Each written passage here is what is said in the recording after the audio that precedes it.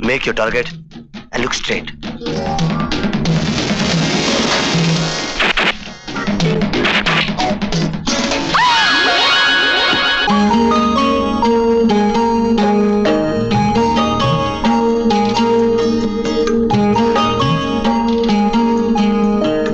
ये तो सुना था कि ऊपर वाला जब भी देता है छप्पर फाड़ कर देता है, लेकिन आज पहली बार देख रहा हूं कि ऊपर वाला पेड़ से भी टपकाता है। खैर तुम अब टपकी गई हो तो ये बताओ कि तुम इस पेड़ पर क्या कर रही थी? जी मैं कराटे सीख रही थी सर। कराटे और पेड़ पर सुबह से कोई मिला नहीं क्या?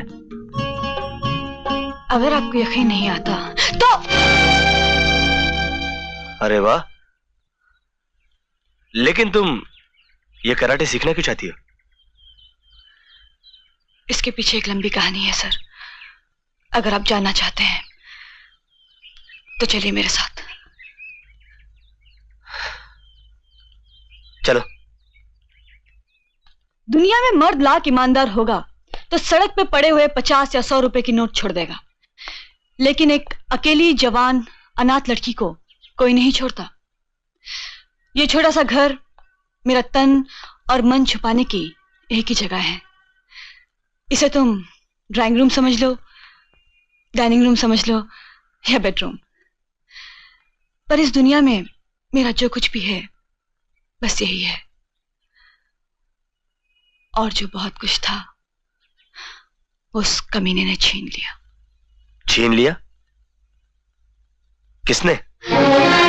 जिसकी तलाश में मैं बंबई आई हूं और जिसकी लाश देखने के बाद ही मैं यहां से जाऊंगी। अधूरी नहीं, अपनी पूरी कहानी बताओ मुझे। मेरा नाम ज्योति है और मेरे पिताजी जबलपुर में जज थे। Order, order. तमाम सबूत, गवाहों के बयानात मुजरिम दौलत कारबारी को गुनाहगार साबित करते हैं कि मुजरिम ने रामलाल से जाती दुश्मनी निकालने के लिए उसकी बीवी और उसके मासूम बच्चे का बेरहमी से कत्ल किया। इसलिए अदालत मुजरिम को दफा 302 ताज़िराते हिंद के तहत उम्र कैद की सजा सुनाती है।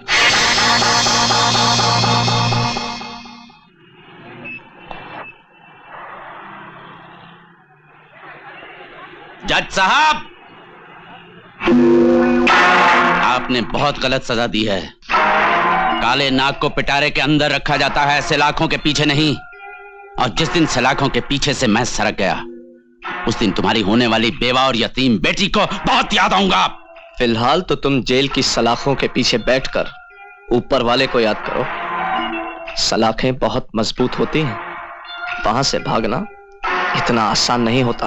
कहां से भागना कितना आसान है ये तुम्हें मेरे सरकने के बाद पता चलेगा। और जिस दिन सरक गया उस दिन बहुत याद आऊंगा, बहुत याद आऊंगा जज साहब,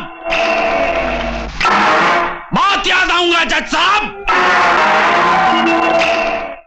और इस बात को 6 महीने बीत गए। लड़का भी ढूंढ लेंगे, पहले तुम फैसला तो करो। भाई फैसला तो हमने अपनी बेटी पे छोड़ दिया है। बोलो बेटी, अपनी पसंद के लड़के से शादी करोगी या हमारी पसंद से? हमारा फैसला यह है पापा कि पसंद नापसंद का सवाल ही नहीं उठता। अभी आप अपनी बेटी को पढ़ने दीजिए बस। हाँ बेटे पढ़ो जरूर। हेलो रामेश्वर दयाल। सर, दौलत जेल तोड़कर भाग गया है। What? सर, हम पुलिस फोर्स आपके घर भेज रहे हैं। जब तक वो गिरफ्तार नहीं हो जाता आपके घर पर पुलिस का बंदोबस्त रहेगा सर।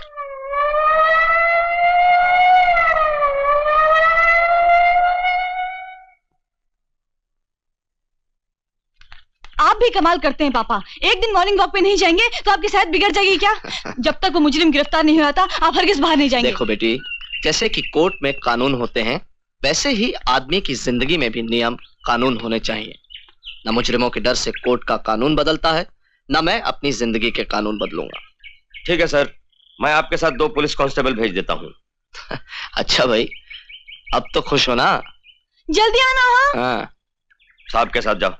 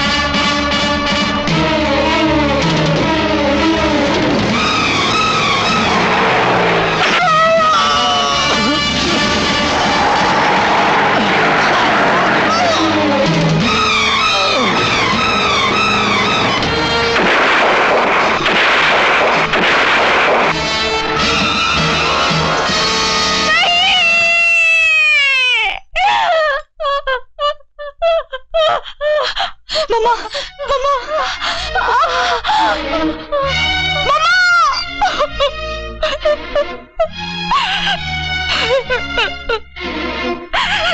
पापा की लाश देखकर माँ की आंखें पथरा गई।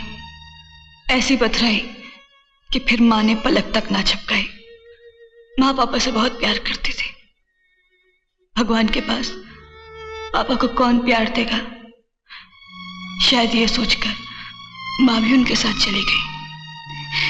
मैंने एक नहीं 2 अर्थियों को घर से निकलते हुए देखा, जो मेरी डोली उठवाने की तमन्ना लिए थे।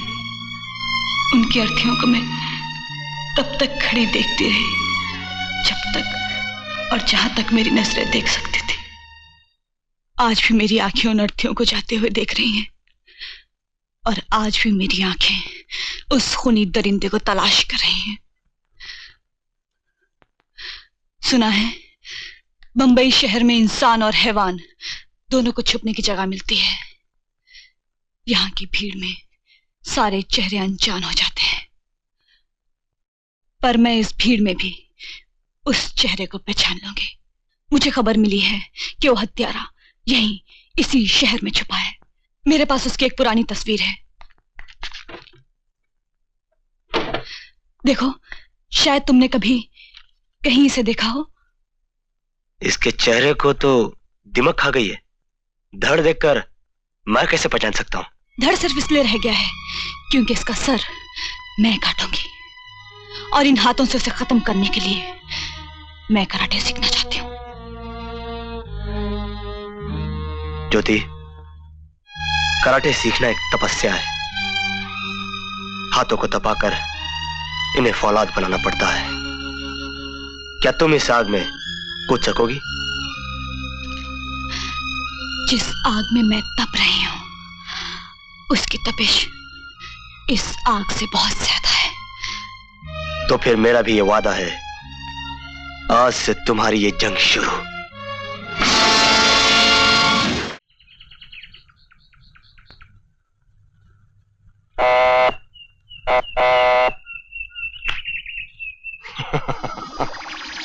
माफ करना बापू, आखिर तुमको तुम्हारे प्राइवेट टेलीफोन नंबर पर लपेट ही लिया। क्या करें, मजबूरी थी, क्योंकि तुमसे बात करना बहुत जरूरी था। सुना है कि वर्सोवा बीच पर 20 लाख का माल पुलिस पकड़ेगी और पुलिस को लपेटे में डालकर दूसरी तरफ से तुम 2 करोड़ का माल हजम कर जाओगे। ना बापू ना, ऐसा मत करना, क्योंकि पिछले महीने तुमने हमारा 1 करोड़ का माल लपेट लिया था। अब हमारी बारी है। हम कुत्तों से बात नहीं करते। शेर की दहाड़ तो पहचानते हो ना राणा? ठीक है, बोटियां नोचने वाला गीदड़ गला फाड़ने से शेर नहीं बन जाता। राणा, डीके ईंट का जवाब पत्थर से देना जानता है। बिना बताए मिलावट की जाती है, माल नहीं उठवाया जाता। इसलिए पहले इत्तला दे रहा हूं कि 20 लाख का माल पुलिस को मिलेगा और 2 करोड़ का मैं ले जाऊंगा। राणा का माल तो बड़ी शान से राणा तक पहुंचेगा डीके। ले जाने की बात तो भूल जाओ।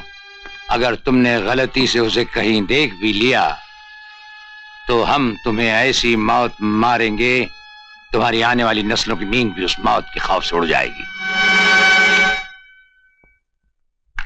बड़े भाई, हमें यह तो मालूम है कि राणा का माल पुलिस कहां लपेटेगी, लेकिन हमें यह नहीं मालूम कि राणा का माल उतरेगा कहां।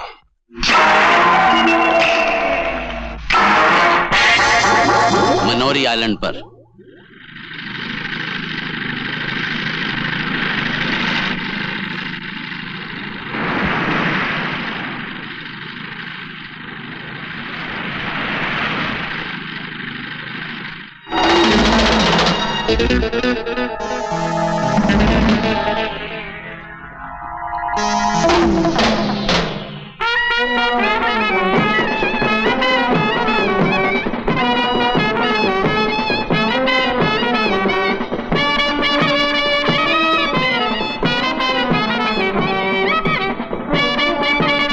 कौन है ये लोग? भगाओ वहां से।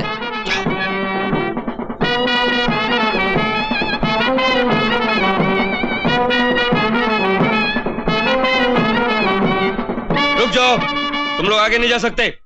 इमरजेंसी चेकिंग है। चलो भागो यहाँ से, चलो। अरे वाह, भागे कैसे? हम भगवान के दर्शन किए बगैर नहीं जा सकते। चलो चलो। अबे सुना नहीं, आगे मत बढ़ना वरना वरना तेरी खोपड़ी लपेट दूंगा। खबरदार कोई अपनी जगह से हिला तो एक एक कप भून के रख दूंगा मैं। ये तो रिको है। खत्म कर दो सबको। लॉरेंस,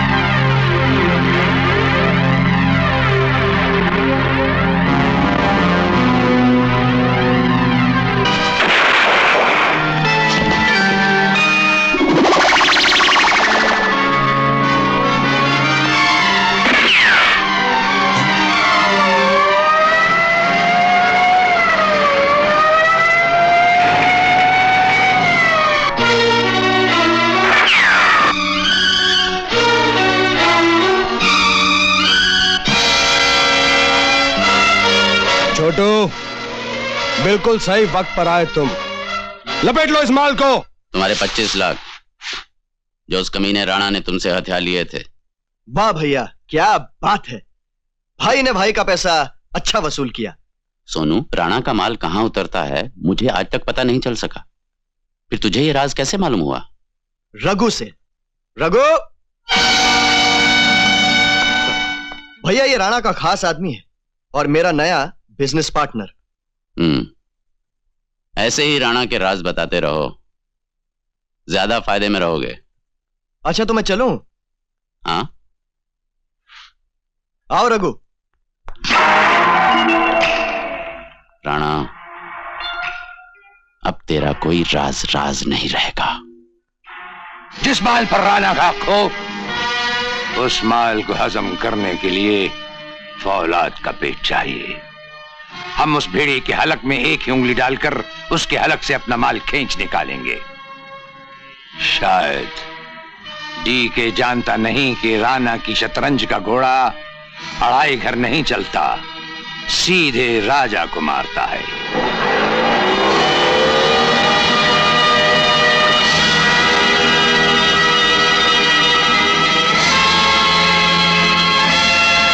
सुनो, ये राणा का नहीं है।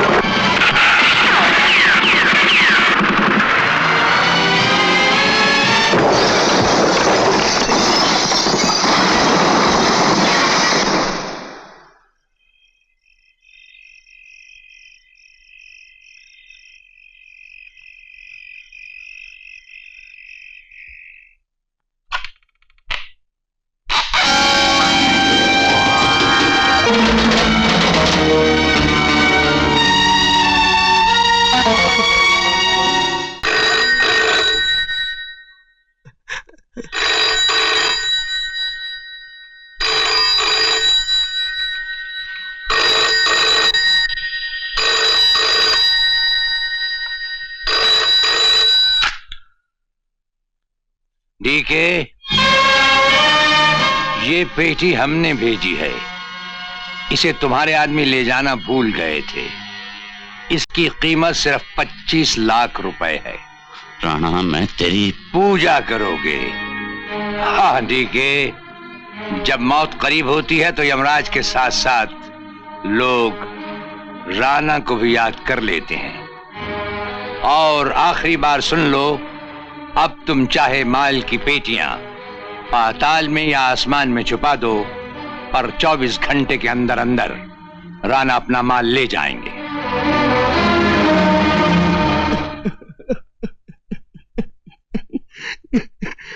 मेरे भाई, मैं अपनी मां की कसम खाता हूं, जिसकी कोख से हमने जन्म लिया है, कि जिसने भी तुम्हारी जान ली है, उसका नाम मैं इस दुनिया से मिटा डालूंगा, खत्म कर दूंगा, मौत के पर्दे में हमेशा हमेशा की लपेट डालूंगा उस हरामजादे को।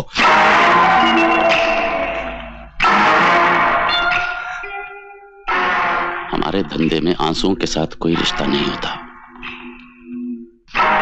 रोना बंद करो और ख्याल रखना, जज्बात में आकर कोई जल्दबाजी नहीं करना। जख्म सीने में छिपा लो, चुपचाप पड़े रहो। जिस दिन राणा ये समझने लगेगा कि हम सोनू का गम भूल गए, उसी दिन उसे पता चलेगा कि खून जब बोलता है तो मौत का तांडव होता है। माल रिक्कू ले गया है, सिर्फ रिक्कू को उठा लाओ।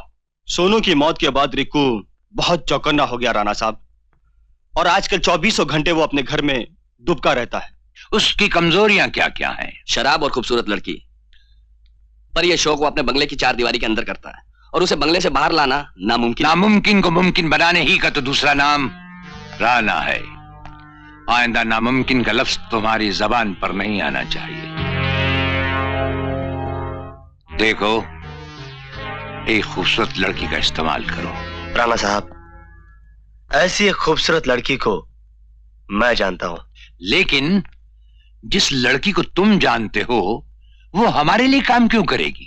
सिर्फ इसलिए कि उसे अपने पिता के खूनी की तलाश है।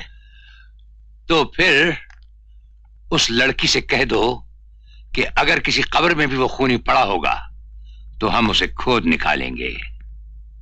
ये राना का लफ्ज है। विकी, तुम अच्छी तरह से जानते हो कि हमें इंतजार करने की आदत नहीं है, जानते हो ना? लड़की कहाँ है? आती होगी साहब, बाहर बारिश भी तो बहुत तेज है, कहीं ट्रैफिक में फंस गई होगी। शायद आ गए। हाँ, इतना टाइम तुमने कहाँ लगा दिया? बाहर बहुत बारिश पड़ रही है ना साहब।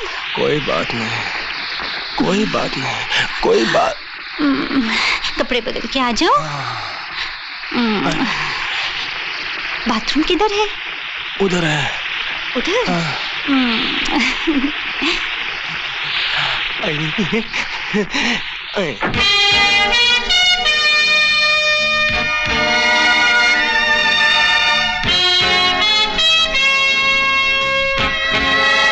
अब हम तुम्हारे कर्जदार हैं लड़की, और याद रहे राना कर्ज और फर्ज दोनों को एक ही नजर से निभाता है। मेरा भाई मेरी ही आंखों के सामने से गायब हो जाए, घर से उसे कोई उठा कर ले जाए, यह नामुमकिन है। उसका पता करो, अगर रिकू नहीं मिला तो तुम्हारे घर के चूल्हे जलने बंद हो जाएंगे। जाओ ढूंढो उसे। साहब, चलती गाड़ी से कुछ आदमी ये पैकेट बंगले में फेंक गए हैं। खोलो इसे। ये वीडियो कैसेट है साहब। चलाओ।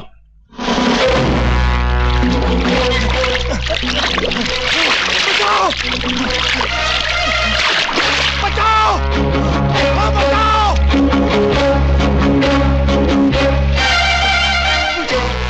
डीके, तुम्हारा बायां हाथ तो कट चुका, अब तुम अपने दाएं हाथ का अंजाम देख रहे हो, वो भी कटने वाला है। बाकी रह गए तुम। हम जब चाहेंगे तुम्हारी गर्दन अपने हाथों में लेकर नचोड़ डालेंगे। हरामजादे! रिवॉल्वर को जेब में वापस रख लो। रिक्कू की जान की कीमत तुम्हारे लिए 2 करोड़ रुपए से ज्यादा है। याद रहे, हमारा माल एक वैन में रखो। आज ठीक 12 बजे नरीमान पॉइंट के कोने वाली सड़क पर उस वैन को लाकर खड़ा कर दो। वहीं तुम्हें एक एम्बुलेंस मिलेगी, उसमें रिक्कू होगा। और सुनो, अदला बदली सिर्फ गाड़ियों की होगी।